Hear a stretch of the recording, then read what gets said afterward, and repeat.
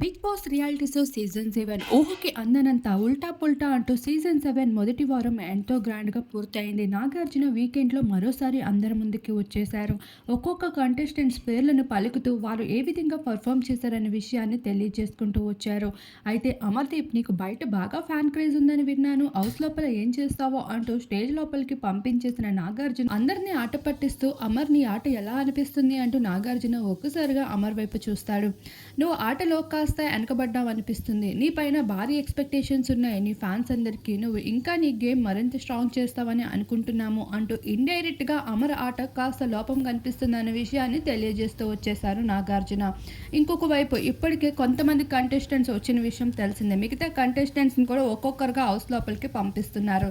ఇలా ఈసారి హౌస్ అయితే ఫుల్ అయిపోనుంది. నెక్స్ట్ వీక్ మాత్రం ప్రతి ఒక్కరికి ఒక్కొక్క సర్ప్రైజ్ ఉండబోతుంది. కంటెస్టెంట్స్ వైల్డ్ కార్డ్ ద్వారా కూడా అడుగు పెడుతున్నారు కొంతమంది. మరికొంతమంది స్టేజ్ పర్ఫార్మెన్స్తో హౌస్ లోపలికి వస్తున్నారు.